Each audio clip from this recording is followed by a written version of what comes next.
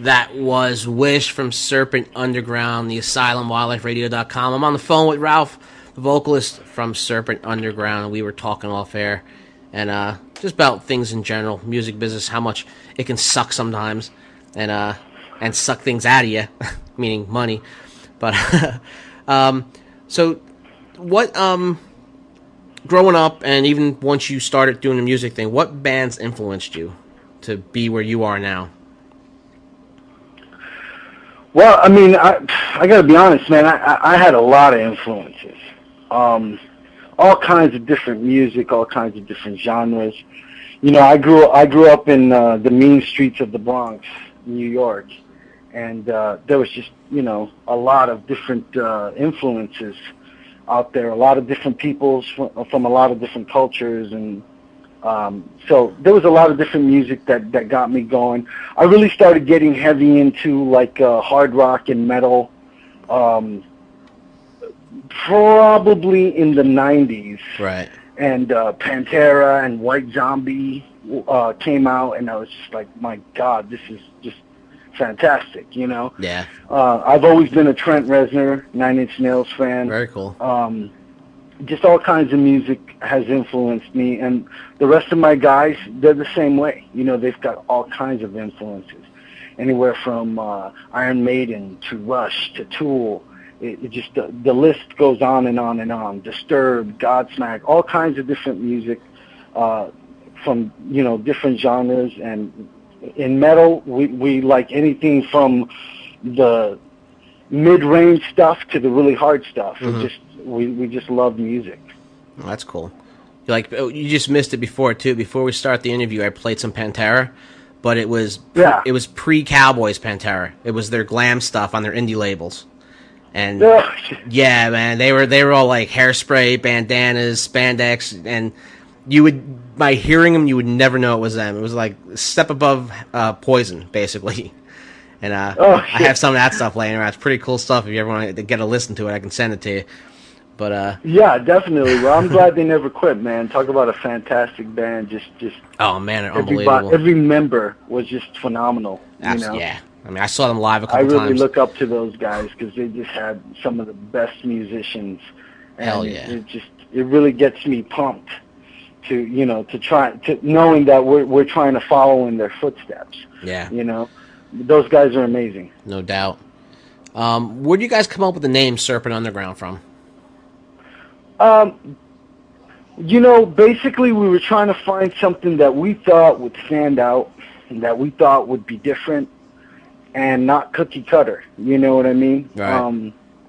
So we were just talking. I come from a background where my mother was extremely religious. You know, my father was killed when I was young, so she started really grasping on to God and religion to help her get through that. And basically from that, you know, I read the Bible, and you know, she would always try to preach to me and stuff like that. So that kind of a background, you can hear it, some of the stuff in my lyrics and in the name itself. And I just happened to be looking up online some information about lyrics from The Doors. Yeah. And I saw the name Serpent Underground in the lyrics, and I was like, "That's cool." Yeah, you know what I mean?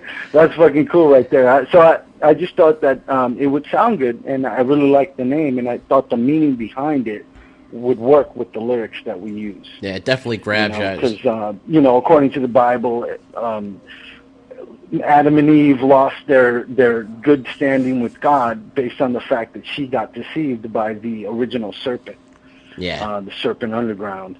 So I thought that would be kind of cool to go along with some of the lyrics, which basically a lot of them talk about the fact that we have to deal with our own imperfection and our own, you know, shortcomings and all the problems that come with it. So I thought it would work perfectly with it, and that's basically how we came up with the name. Yeah, it definitely does. Like I said, it does grab you. And it just your name, just the band's name alone makes you think and wonder and ponder what the meaning is, what's behind it. You start to think, you know, religious overtones, but then you think dark and evil, and it could be so many things, you know. A lot of people think Dark and Evil, man. It's the world we live in. Yeah. But definitely. So I definitely sometimes think that when people see the name, they automatically judge the book by its cover. You know what I mean? And they don't take the time to look and see what it's about. They're just like, "Oh man, those guys are satanic." You know what I mean? No, which is not really the case at all. So it's just, but that's how people are. You know, everybody does that. You know? It's human nature. You're not going to change that part of them. That's for sure. So, what shows you guys got coming up? I know you have coming Monday, House of Blues, Anaheim. Yes, this Monday, November 24th, we have House of Blues in Anaheim, and we are headlining that show, so we're pretty excited about it. That's awesome. And the most exciting thing about the show is that not just where it is and the venue and the name behind it, but the fact that we get to hand out tickets to our friends and fans for free. They don't have to pay a dime. That's awesome. All they need to do is get on their MySpace, hit us up. Go to Serpent Underground's MySpace, myspace.com/Serpent Underground. Send us a message and tell us if you're in the Anaheim area or anywhere near there, and it's possible for you to come see us Monday night. It's free. Parking's free. Just hit us up. We'll put your name on the will call list. We're more than happy to give something back to our fans that support us and be able to say, hey, come enjoy a free show. We're going to put on the best damn show that we can, too, so we're pumped about this. Nah, that's cool. If there's anything that's better than paying for a great rock and roll show, it's getting one for free. Exactly. Exactly. But, there's also people that are, not in that area, and I wish that we had a full, tour list right now, but we don't. So I'm just going to go ahead and tell you guys what else we're doing. Go right ahead. San Marcos, which is in the San Diego area of California. We're playing November 29th. That's a Saturday, and that's at the Jumping Turtle with another excellent band called Etched in Red. It's also all ages, and unfortunately it's not free, but it's an all ages show, and it's going to be good. And then we also have December 17th.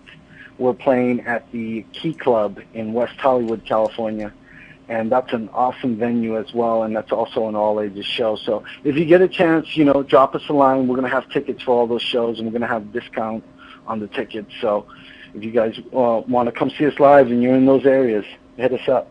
Very cool. Yeah, you guys are in a great area for venues and stuff like that. We're out here in Florida. We have a couple big clubs. We have House of Blues. We have Hard Rock Live. Other than that, it's a lot of small, dive clubs, which are cool. But there's no middle. There's really no middle ground, so it's hard to see really good shows. You know what I'm saying? Entry level, the middle level, below national headliner, and above local bar band. It's kind of thin, but still, you still see some great bands regardless, which is cool. But yeah, I can imagine LA must be awesome.